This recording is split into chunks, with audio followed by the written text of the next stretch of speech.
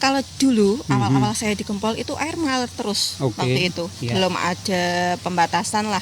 Tanpa kran itu, ya? Tanpa kran, tanpa meteran zaman itu. Kami di rumah itu ada salah satu sumur, itu sumurnya tidak pernah mati. Tapi di sana bau gitu. Bau airnya tiang, bau ya? Bau tiang dan kemudian karat. agak lengket gitu ya kalau karena di dekat laut. Pernah kekurangan waktu kemarau panjang kemarin itu sampai airnya istilahnya debitnya sedikit, akhirnya terus didalamkan lagi. Dan saya kira suara para ibu, suara para perempuan ini tidak bisa diabaikan oleh siapapun, terutama oleh pemerintah yang menjadi pengatur, menjadi regulator. Bagaimana menata kawasan itu hingga kemudian ketersediaan air yang sehat dan menyehatkan ini tercukupi. Kewajiban pemerintah di sini. Selamat pagi Ibu, Bapak, Puan dan Tuan. Pagi ini kita berkesempatan untuk mengobrol dengan para perempuan, para ibu ya. Kita akan berbicara soal pemenuhan kebutuhan air dan kemudian juga perawatan air.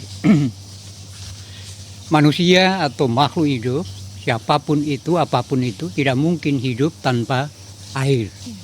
Nah, pagi ini kita bertemu dengan 3 perempuan, 3 ibu yang menjadi pihak paling awal untuk tidak menyatakan yang paling lebih dulu tahu bagaimana kebutuhan air itu bisa terpenuhi, kemudian seberapa banyak, bagaimana kualitas air dan lain sebagainya.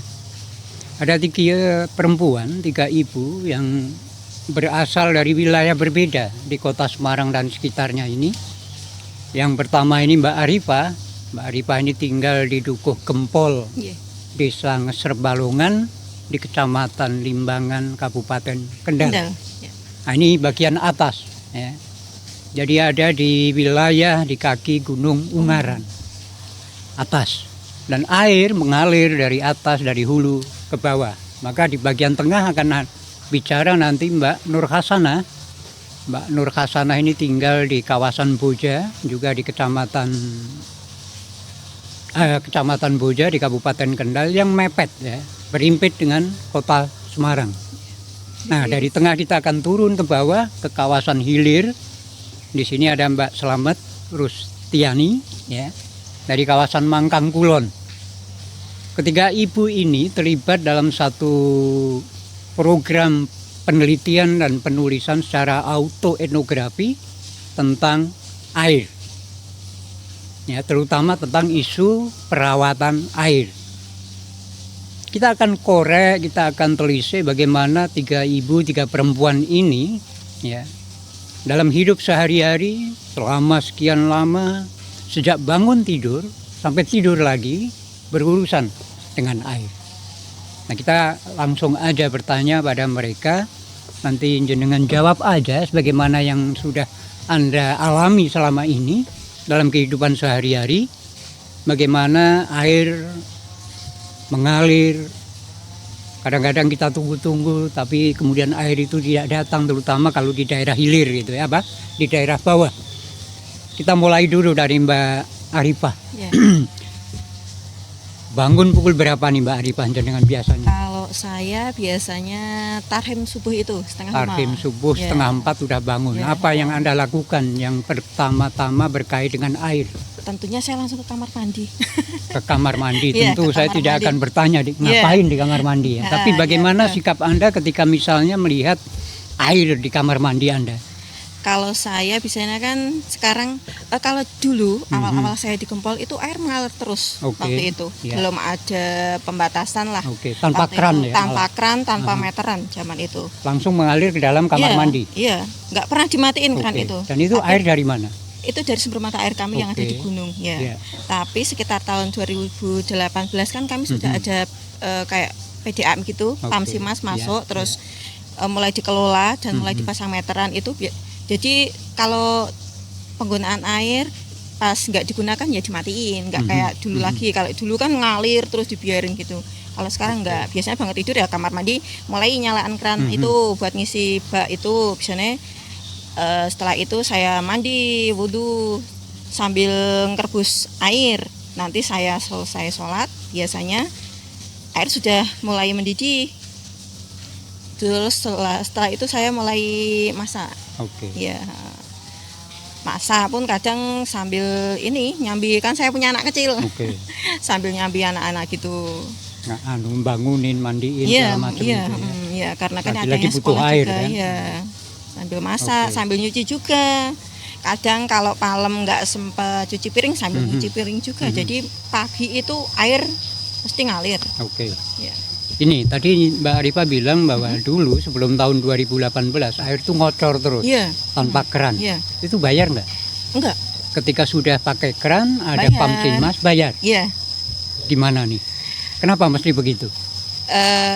Dulu saya kan sebenarnya bukan warga asli situ. Ya deket sih, saya Jawisari, berdekatan dengan Gempol itu.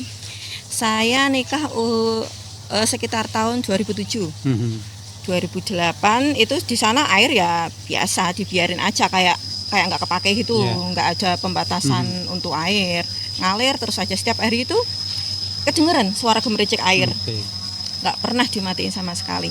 Terus pada waktu tahun 2018 salah satu mata air kami kan juga mulai berkurang debitnya karena yang di atas diambil sampai PDAM di bawah arah Goja itu. Terus kan mulai berkurang, terus akhirnya yang sekitar tahun 2018 itu juga dapat bantuan untuk pembuatan itu, pengolahan air bersih gitu ya bilangnya, Pamsimas Pamasidi itu sekitar 300 juta kalau nggak salah waktu itu. Mulai dibuat tandon-tandon itu, mulai dipasang meteran, dan sebenarnya kalau untuk di tempat saya itu lebih murah. Karena untuk 1 kubiknya cuma Rp50. Artinya ketika sebelum tahun 2018 lalu dipasang keran, ada Pamsimas, Mbak Arifa dan warga mesti membayar. Terasa berat enggak itu? Sebenarnya enggak juga sih, karena 1 bulan itu paling pol 10-15 ribu. Itu bayar air cuma untuk perawatan istilahnya. Karena mata air kami kan di gunung, apalagi kalau musim hujan gini biasanya longsor tempat saya itu. Longsor kadang ada batu-batuan sama tanah yang menimpa pipa-pipa itu. Di sana kan ada petugas yang harus ke sana lah, itu cuma caranya buat bayar itulah perawatan. Iya, instalasi gitu. Instalasi. Ya, kita beralih dulu. Nanti kita hilir mudik gitu ya, dari hulu ke hilir, sebaliknya dari hilir ke hulu. Termasuk Mbak Nur nih yang ada tinggal di tengah dulu ini ya. Kalau di hulu, tadi berkesan Mbak Arifa ini kayak nggak pernah kekurangan air gitu ya. Sampai sekarang nggak pernah kekurangan ya. Beda lagi ceritanya sekarang. Nanti kita sambung soal itu ya. Mbak Nur, gimana nih pengalaman jenengan? Pertanyaan yang sama ini. Bangun tidur, apa yang Mbak lakukan kaitannya dengan air? Pasti ke kamar mandi. Pasti ke kamar mandi. Ngecek Dan air. Selalu ada air? Tidak juga. Sumber airnya dari mana, Mbak? Jadi saya dulu kan tinggal di bawah Semarang bawah. Semarang bawah itu mana tepatnya? Di wilayah Layur. Jadi kami di rumah itu ada salah satu sumur, itu sumurnya tidak pernah mati. Tapi di sana bau gitu. Bau airnya tiang, bau ya. Bau tiang dan kemudian karat. agak lengket gitu ya kalau karena di dekat laut. Itu terus kemudian air itu hanya saya gunakan untuk cuci piring, mandi dan cuci baju. Bukan untuk memasak. Bukan. Dan minum ya. Bukan. Jadi masak saya pakai galon. Air galon. Artinya air isi ulang isi atau ulang. Jadi 1 galon itu Rp3.000. Jadi saya waktu punya anak kecil, anak saya itu mandi pakai air galon. Setiap hari 2.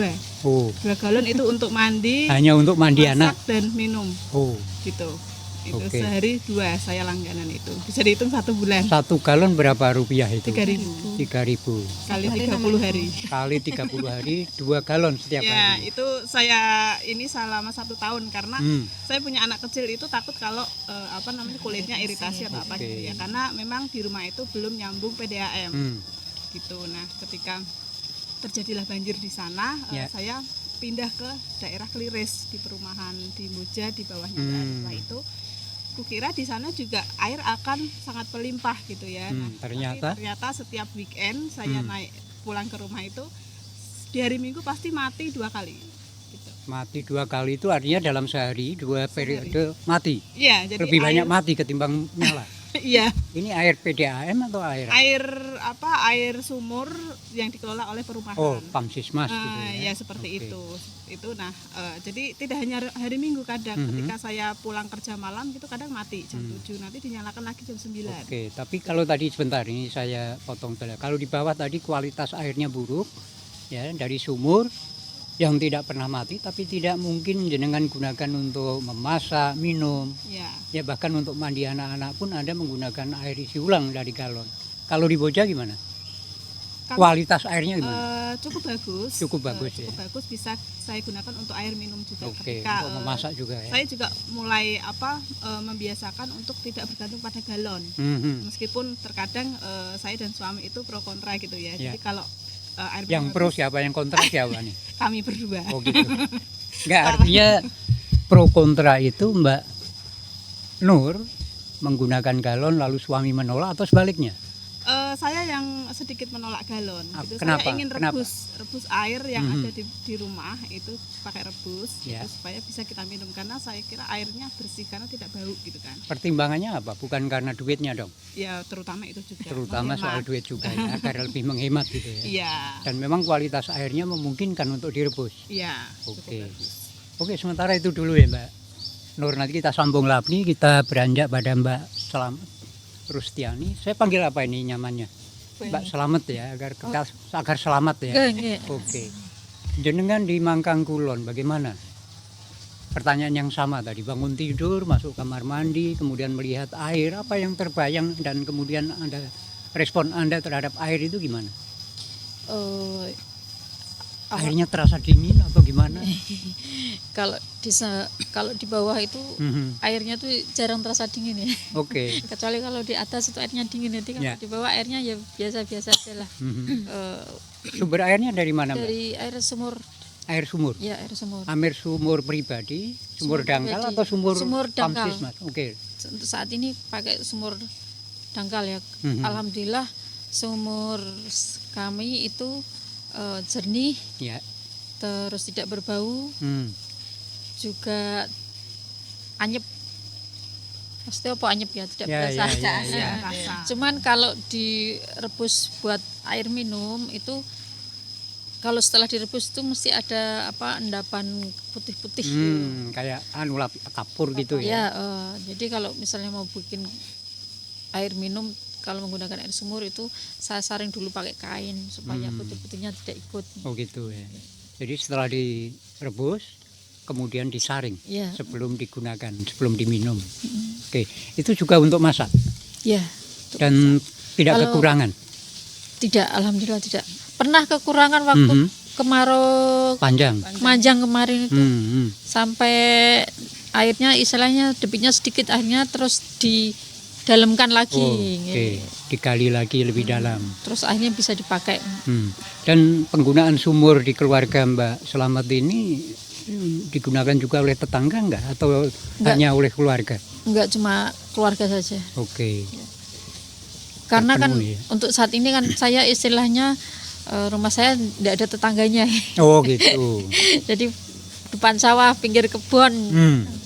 Jadi sumur itu dipakai sendiri. Karena juga Pamsimas juga belum masuk ke tempat saya untuk saat ini. Sudah berapa lama tinggal di rumah yang sekarang?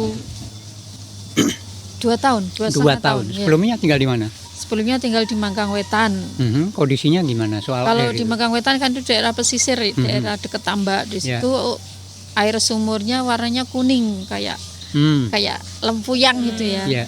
Jadi kalau mau pakai itu biasanya dinepke dulu semalam, kalau pakai untuk cuci piring atau mau mandi itu dinepke dulu sehari terus baru dipakai. Tapi kalau dinepke itu ditaruh di satu wadah, panci atau apa gitu, lalu dibiarkan dulu itu sebelum digunakan. Sehari semalam. Kenapa begitu? Ya karena supaya ini endapannya itu. Iya, supaya mengendap, airnya agak bening. Istilahnya kalau dipakai untuk mencuci tidak nempel di piring atau di badan. Dan di Mangkang Wetan itu jenengan gunakan juga untuk masak? Tidak. Kalau masak kan dulu waktu di Mangkang Wetan itu belum ada istilahnya usaha galon. Jadi kami ngambil tetangga apa yang sudah membuat sumur dalam, terus ngangsu, itu ngangsu di tetangga untuk minum, untuk masak pakai itu. Jadi 1 ember Rp1.000. Sehari kira-kira berapa sebelumnya itu? Berapa ember itu? Untuk masak dan minum ya kira-kira 3 emberan. 3 ember 3.000 katakanlah, kali 30 hari ya, sebulan. Lumayan itu ya. Kalau sekarang karena punya sumur sendiri, nggak mengeluarkan ongkos untuk itu. Ya, cuma atau ditimba atau pakai pompa. Sanyo. Pakai pompa. Sanyo. Cuma kalau air minum pakai galon. Tetap galon isi ulang. Ya. Oh, isi ulang juga, beli juga tetap ya. Gimana nih? Kita langsung aja ke Mbak Selamat, nanti berbalik gitu ya. Ketika menyadari bahwa air sumur yang tidak pernah kering itu kecuali pada saat kemarau panjang itu, tapi ternyata air di dalam sumur itu tidak cukup meyakinkan bagi Mbak Selamat untuk dikonsumsi, artinya digunakan untuk masak dan minum. Lalu pemilihannya adalah membeli air isi ulang ya. Yakin bahwa air isi ulang itu bersih dan menyehatkan? Belum sih. Belum ya. Karena kan terus terang belum mengecek ke laborat sih untuk air isi ulang itu. Kenapa pilihannya itu? Cuman kan lebih jernih daripada air sumur. Kalau air galon kan jernih. Kalau air galon kalau direbus itu tidak keluar putih-putihnya. Gitu ya. Tapi kalau air sumur kalau direbus kan itu keluar putih-putihnya. Pernah nggak misalnya di dalam galon air isi ulang itu misalnya terlihat ada kotoran atau semacam lumut gitu? Belum pernah ya. Belum pernah. Dan terbukti bahwa kemudian keluarga jenengan tidak pernah sakit misalnya hanya karena bukan hanya tapi gara-gara air misalnya. Alhamdulillah enggak, tidak. Lalu apa upaya Mbak Selamat untuk bagaimana meningkatkan kualitas air sumur misalnya hingga kemudian tidak lagi merasa perlu menggunakan air isi ulang? Pernah nggak dicoba itu? Selain tadi memperdalam sumur tadi. Saya itu maksudnya untuk kualitas saya menanam itu Pohon ya? Pohon. Pohon apa itu? Kalau dulu pohon tancang, tapi ternyata pohon tancang di daerah darat kurang bisa hidup karena tancang hidupnya di daerah pantai. Ya, tancang itu sejenis mangrove ya, tako itu ya. Maka untuk sekarang pengganti tancang saya kasih semanggi. Semanggi dan tumbuh. Alhamdulillah. Itu kategori pohon besar atau kalau pohon itu, perdu itu? Merambat merambat yang biasa dipakai di sawah-sawah itu. Ya. Kan sekarang tanaman semanggi kan jarang. Itu kebetulan terus tak taruh di tempat pembuangan air itu, alhamdulillah kok tumbuh itu bisa mengurangi istilahnya kalau mencuci kan ada deterjen, ada itu bisa mengurangi kandungan deterjen dalam yang dibuang di situ. Dari mana Mbak Selamat bisa memperoleh? Perkiraan aja. Perkiraan saya itu gini, saya mencoba daun semanggi itu tak taruh di wadah itu nggih. Tak taruh di wadah, terus tak kasih air, kemudian tak kasih deterjen, kok bisa bening. Jadi busanya segala macam itu hilang gitu ya? Iya, bening ya, bisa bening jadi bening gitu. Dari situ. Cuman belum dicoba ke laboratorium, hanya perkiraan saja. Bukan perkiraan saya kira, karena jenengan melihat fakta, melihat kenyataan bahwa dengan cara seperti itu busa sabun itu hilang kan gitu, air menjadi bening kan gitu. Kalau karena saya backgroundnya dulu kan bapak saya kan petani, jadi kalau di sawah itu kan banyak tanaman semanggi kan. Itu saya sering lihat kalau di sawah itu ada umpluknya, kalau yang ada semangginya kok umpluknya tidak ada gitu. Selain fungsi semanggi yang jenengan yakini bisa menjernihkan air, apa fungsi yang lain dari semanggi itu? Bisa dimakan. Bisa dimakan, dimasak? Iya. Di sayur? Buat pecel, buat lalapan gitu ya? Nah kalau lalapan enggak, istilahnya buat dimasak dulu lah buat sayur. Ya. Nah artinya apa yang Anda lakukan dengan menanam pohon tancang lalu kemudian tidak tumbuh karena pohon tancang punya karakteristik lebih habitatnya di tepi pantai atau di pantai, sementara kemudian Anda memilih pohon semanggi. atau tanaman semanggi.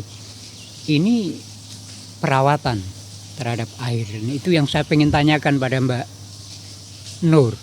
Di Boja ini apa upaya Anda untuk kemudian bisa mengurangi penggunaan air isi ulang, ya, dengan katakanlah melakukan tindakan bagaimana air ini bisa diminum tanpa kemudian bisa harus tergantung pada penggunaan air isi ulang. Ada nggak kira-kira?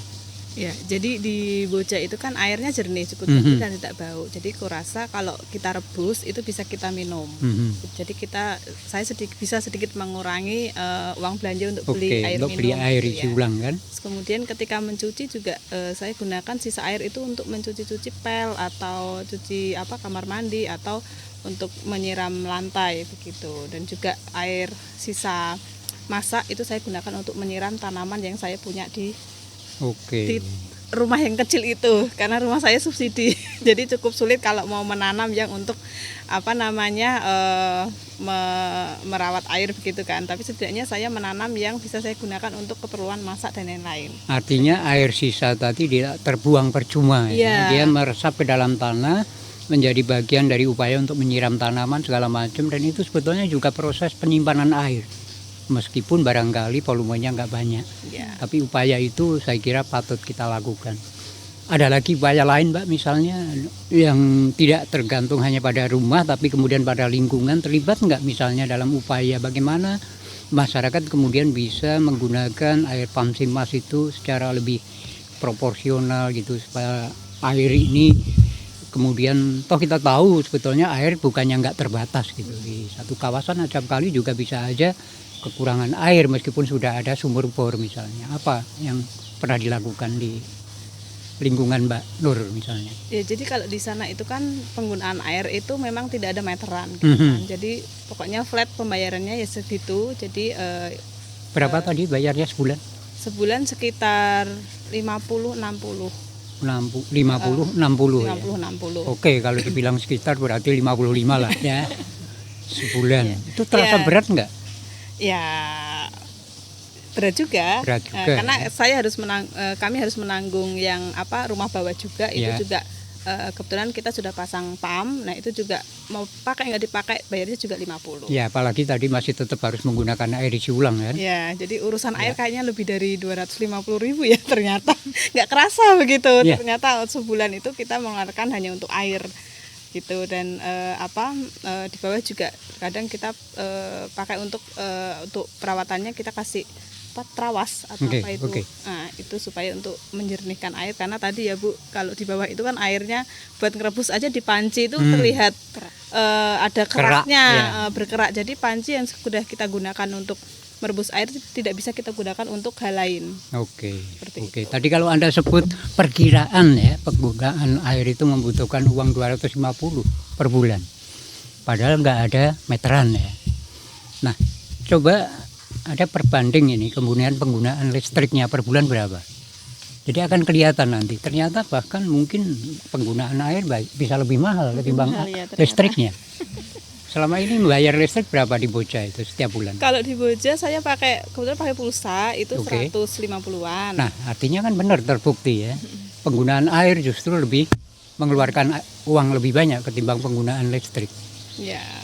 Artinya air lebih mahal dari listrik. Paling tidak di rumah Mbak Nur. Ini gimana nih kalau Mbak Arifah nih? Kalau di Gempol setahu saya di Ngesrep Balongan ada semacam upaya juga secara kolektif gitu ya, warga kampung merawat air. Ya, ada tradisi iriban atau susuk wangan itu. Bisa Mbak Arifah gambarkan nggak? Kilas saja bagaimana upaya warga secara bersama-sama ini merawat sumber air itu. Ya. Kalau di tempat saya ada yang namanya iriban. Itu suatu prosesi pembersihan. Sebenarnya itu proses pembersihan mata air kami. Mata itu air menjelang kan ada di gunung. Menjelang musim kemarau atau menjelang musim hujan itu? Iya, menjelang musim kemarau. Biasanya Agustus gini biasanya nanti. Sebelum merti dusun itu biasanya kami bersih-bersih ruangan itu. Biasanya bapak-bapak tapi kebanyakan itu ke sana karena terus terang medannya itu agak sulit karena berada di lereng gunung. itu biasanya bapak-bapak pakai, ada yang pakai cangkul, sabit, itu biasanya motongi pohon-pohon yang tumbang, terus rumput-rumput yang menghalangi sekitar situ. Artinya menghalangi aliran air. Iya, menghalangi aliran air. Karena di sana kan mata air itu ditampung di kayak bak besar itu, dan itu juga kalau pas musim, biasanya sering perbaikan malah pas musim penghujan kalau di tempat saya, karena longsor itu tadi biasanya terputus. Dan biasanya pun kalau musim penghujan gini air yang sampai rumah itu keruh, karena kan ada lumpur sama sisa tanah hujan itu toh, yang kena hujan itu biasanya kan terbawa.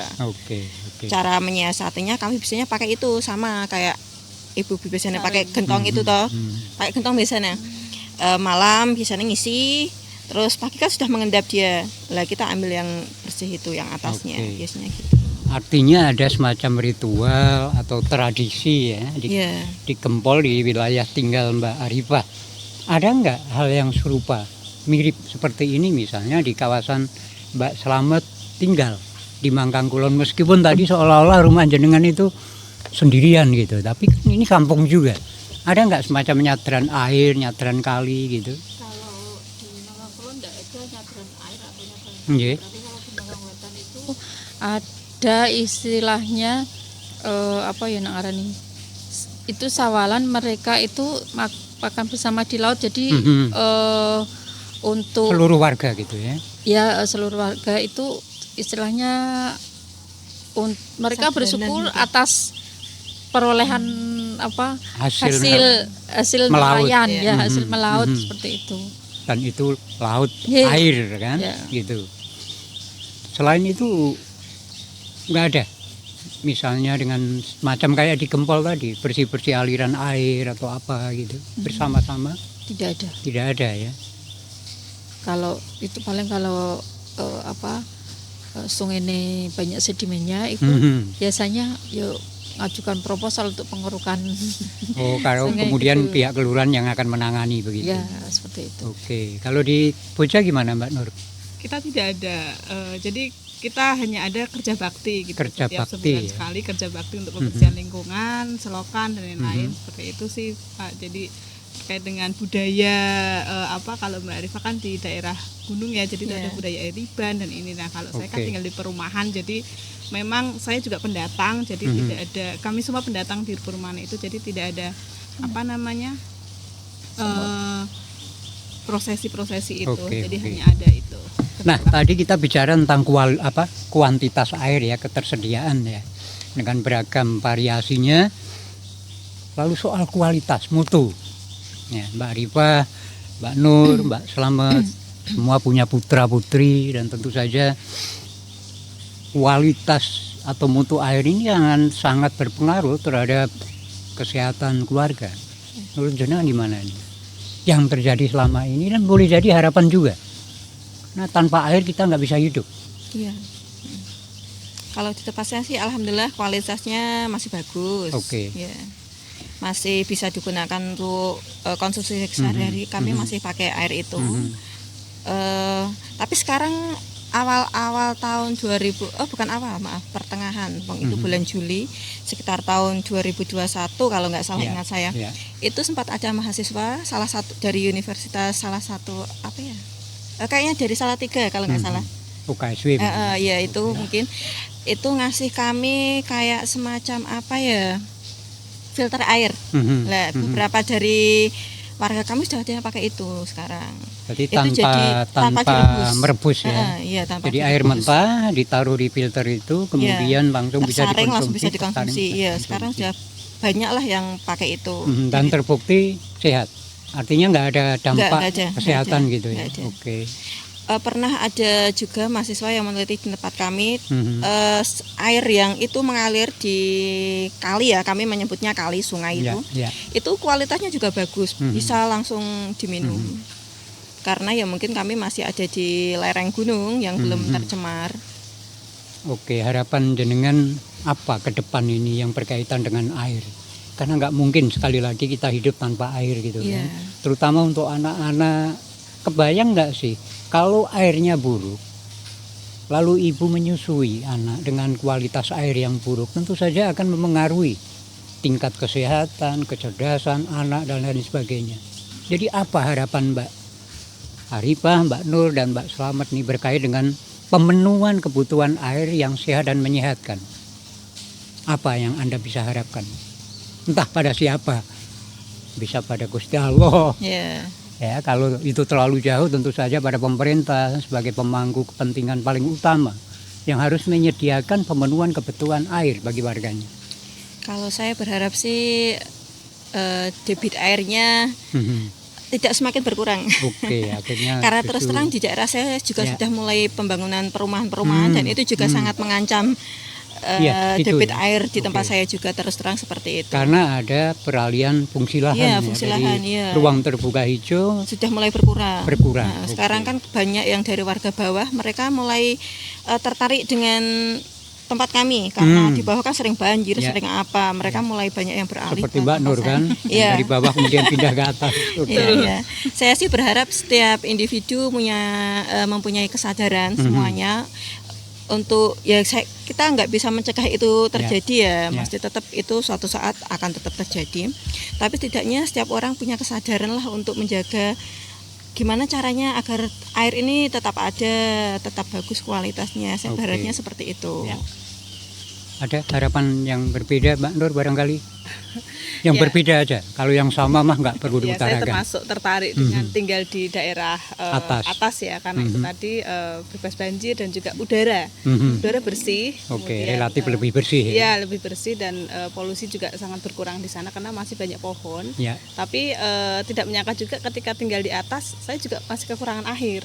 Justru kekurangan air dan saya harus berlatih untuk memanajemen air itu supaya tidak di rumah kami tidak kekurangan gitu, meskipun nanti ada jam-jam tertentu yang harus mati airnya. Itu dan harapan saya sih pemerintah ini ikut turut andil ya, karena tentunya kita tidak bisa hidup tanpa air dan juga pembangunan itu juga harus memperhatikan lingkungan gitu, dan juga dampak-dampak yang akan berakibat pada pembangunan dari pemerintah, contohnya perumahan dan juga pabrik-pabrik itu juga berpengaruh. Mbak Slamet, ada harapan lain lagi yang berkaitan dengan pemenuhan kebutuhan air yang berkualitas? Kebetulan kan saya di daerah bawah itu kan untuk tambak itu kan mereka banyak mengambil air dari dalam kan, sehingga itu mempengaruhi rasa dari sumur warga. Sumur dangkal warga Jadi sumur air karena banyaknya pengeboran air dalam itu kan menyebabkan air laut ke daratan, merembes ke daratan, sehingga sumur warga itu rasanya berubah. Agak asin. Saya berharap mungkin karena ini berkaitan dengan kebijakan pemerintah ya, pemerintah itu mengawasi pembuatan sumur bor atau supaya istilahnya tidak tidak merusak alam lah, secara tidak langsung. Abrasi laut itu kan disebabkan juga dengan banyaknya pembuatan sumur bor. Ya, saya kira ini harapan yang wajar ya, harapan yang wajar dari ibu-ibu yang paham benar bagaimana hidup tak mungkin berlangsung tanpa air, dan kemudian pemenuhan kebutuhan air, terutama air bersih, dan bukan hanya bersih dalam pengertian tampak mata, tapi juga bersih bagi kesehatan dan tumbuh kembang anak yang akan menjadi generasi pengganti terus-menerus secara berkesinambungan. Nah, Ibu Bapak, Puan dan Tuan, waktu kita terbatas, maka kemudian saya yakin ada banyak hal yang bisa diambil dari perbincangan ini, dari obrolan ini. Dan saya kira suara para ibu, suara para perempuan ini tidak bisa diabaikan oleh siapapun, terutama oleh pemerintah yang menjadi pengatur, menjadi regulator. Bagaimana menata kawasan itu hingga kemudian ketersediaan air yang sehat dan menyehatkan ini tercukupi. Kewajiban pemerintah di situ. Maka kemungkinan mencegah terjadinya intrusi air laut ya, dengan makin intensifnya pengeboran air tanah dalam di kawasan pesisir, kemudian juga alih fungsi lahan di kawasan atas yang memungkinkan ruang terbuka hijau itu makin berkurang. Artinya kemudian tangkapan air itu juga berkurang. Air lebih banyak mengalir ke laut langsung ya tanpa terserap dulu di tanah. Ini juga harus menjadi pertimbangan pemerintah untuk kemudian membuat kebijakan yang lebih berpihak pada upaya pemenuhan kebutuhan air pada warganya, air yang sehat dan menyehatkan. Bukan hanya cuma bersih, tapi sehat dan menyehatkan. Saya kira obrolan kita, saya pengennya panjang banget, tapi kita terbatas waktu kita. Terima kasih Mbak Ripa, terima kasih Mbak Nur, terima kasih Mbak Slamet. Semoga tetap sehat dan mampu terus-menerus merawat air ya. Upaya-upaya yang jenengan tadi dengan menanam dan lain sebagainya itu upaya merawat air. Ya. Air bukan satu entitas, satu benda yang kemudian bisa kita terima begitu saja tanpa kita rawat. Kalau kita pengen kita hidup sehat, tentu saja upaya merawat itu menjadi penting. Nah saudara-saudara, apa yang sudah dilakukan oleh para ibu ini sudah mereka tulis di dalam satu program penulisan secara autoetnografi tentang air, dan itu akan menjadi buku yang saat ini lagi dalam proses penyuntingan. Kalau Anda tertarik, Anda kelak bisa mengikuti kabar selanjutnya dari program ini, dan podcast ini Sinear ini menjadi bagian ya tak terpisahkan dari program penulisan tentang air dan merawat air di Kota Semarang dan sekitarnya. Saya kira cukup sampai di sini. Kita akan bisa mungkin bertemu lagi dalam program lain, dalam rancangan kelak mungkin diskusi buku yang telah ibu-ibu tulis. Karena 3 orang ini adalah bagian dari 18 perempuan yang menulis tentang air dan perawatan air. Saya kira itu. Selamat pagi, terima kasih. Kalau ada kesalahan mohon dimaafkan. Matur nuwun Mbak Ripa, matur nuwun Mbak Nur, dan matur nuwun Mbak Slamet Rustiani. Selamat pagi.